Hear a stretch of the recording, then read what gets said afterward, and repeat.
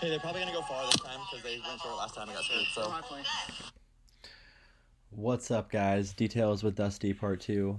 This is from the NXL Philly layout. I start in the back center, then work towards the snake side of the field. What I just told my teammates is that they're probably going to go far this game.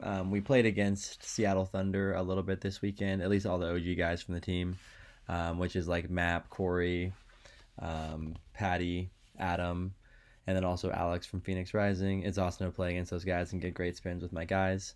The first point we played, I think we beat him, but I think we shot one of them off the break and just like trapped him up on the snake side, maybe shot a guy filling. So it was kind of a take advantage of situations first game. So figured they might go farther. In this game, Jordan races out to the god, I believe shoots the snake side of the field.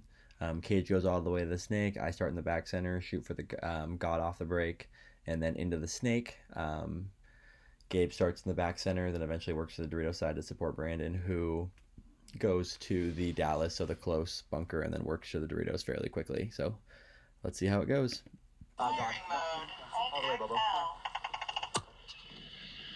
Bubba. Bubba, you're front. Hey, Jordan, play the Seattle.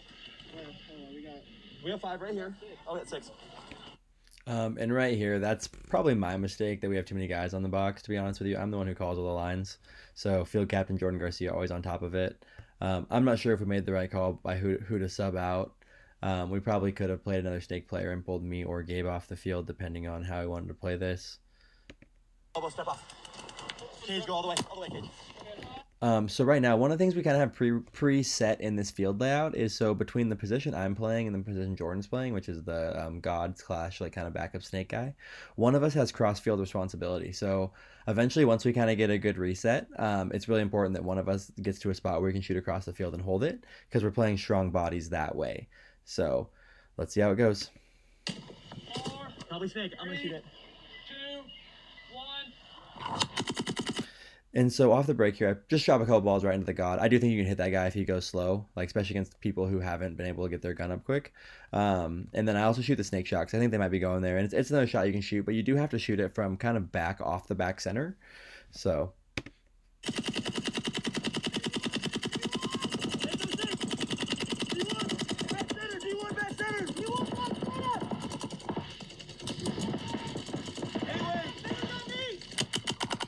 See, and right there, Gabe says back center's on me, so I kind of pop out and try to get gun dominance. One of the things about playing against the higher level guys, especially a guy like Corey, who's a super good gunfighter, they will just like kind of go low and shoot back at you at the back center and kind of keep you from making those quick secondary moves. It doesn't seem like much, but it does kind of change the way the game plays.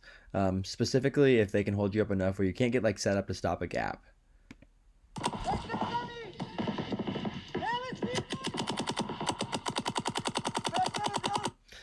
And then right here, I'm able to get gun dominance, and then I'm also going to start compiling for my team kind of all the information. We do a decent job this game. I don't feel like we had like a perfect feel for it, but we did an okay job, and we didn't lose anybody super important.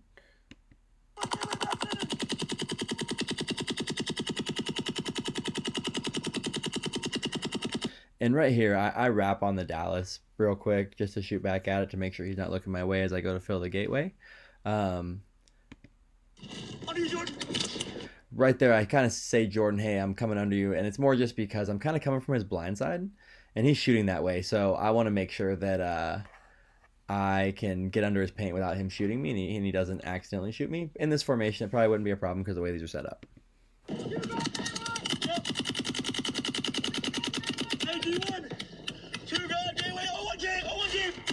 And so when I get over to this bunker, I start shooting the Dorito side. Jordan can switch to support Cage. Right there, we lose Gabe, and he plays kind of aggressively through the inserts over there. I'm kind of questioning my decision to come over here at this point just because having 2 guys on that side probably would be ideal. I don't hate this formation. It would probably be appropriate for me to tell Brandon he's on an island, just so he knows he's kind of the only guy on that side. I'm not sure if we'd have to fill back if we could play conservative correctly.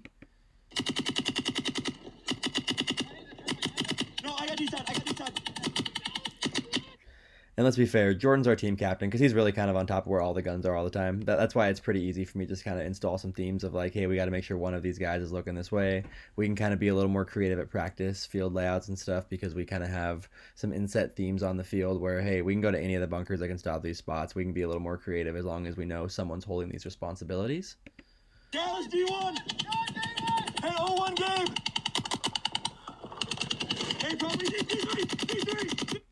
And right there, I just get caught napping with my gun down while I'm reloading. Patty jumps that gap super fast, like when I just have my gun down for just a second. In this position, I don't love where we're at currently, specifically because I can't really stop the Dorito guy now that he's made that bump. Like looking back at it, there's kind of two ways to play it. I could either kind of roll back and shoot the gap between the 50 brick and our Dorito just to keep him honest and kind of play it tight. Right now, with the way Jordan and I are crossed up, I'm not sure if we really have good eyes in the center of the field either. I think Cage is kind of playing forward, and I'm not sure where Brandon's at. I think he's in the D2 behind this can here. We can't see him.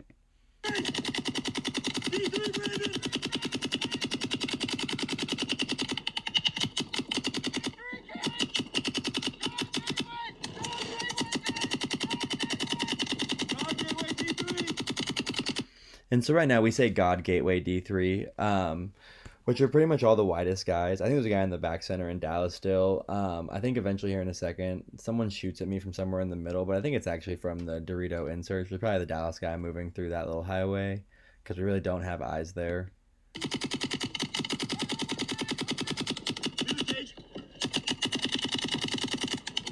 And then right here, I asked Jordan if we lose Cage, and he says, I'm not sure. That is never a good thing, because let's be fair, we kind of play it where if we're communicating well, we're always just talking to each other the whole time. So essentially, if someone says, I'm not sure, that means you're not getting talked back to. Prior to that, I thought we were doing a good job communicating, though. I'm in a spot to shoot across the Doritos. I'm talking to Brandon over there. Jordan's like behind me, shooting over Cage, talking to him. So we were at least communicating well.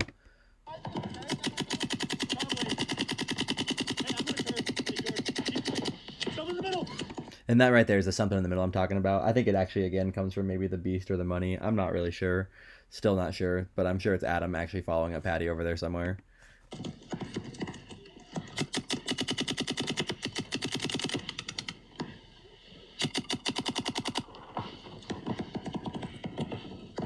And then right here, I'm pretty certain it is God and Snake, because like being in the gateway and the Snake isn't necessarily the two best spots over there if you're trying to support and protect the guy.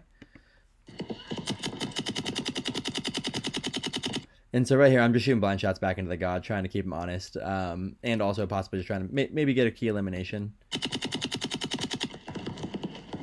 Boom. Right here, I get into the Snake. I think this might be kind of a Hail Mary move at this point. I believe Jordan like just fell back and got eliminated. And so right here, I checked down the wire real quick, because a lot of times, again, if you make these spots, you can catch a guy napping on the wire, working down him, and not really know you're over there. And then right here, I see our Dorito guy get shot, I believe. And if you listen to the video,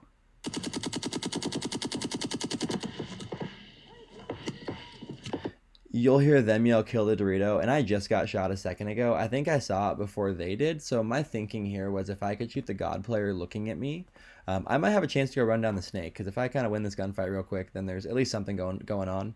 It didn't play out that way. It's always awesome to play against these guys.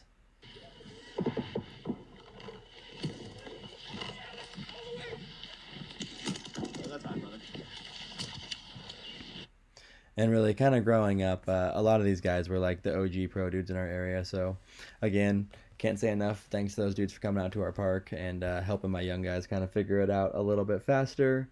I'm going to tell one story real quick because Map Chim's like the OG. When I was really young, the first national event I was at, Map was reffing and he was playing on excessive at the time. My dad asked him with all the kids around, like, hey, Map, what's the, got any advice for the kids, you know, what's the deal?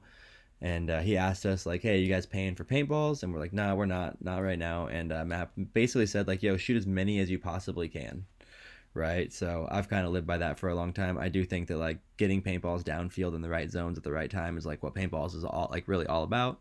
And, yeah, so shoot as many as you can, kids. Catch you guys next time. I hope you guys learned and liked this video. So, peace.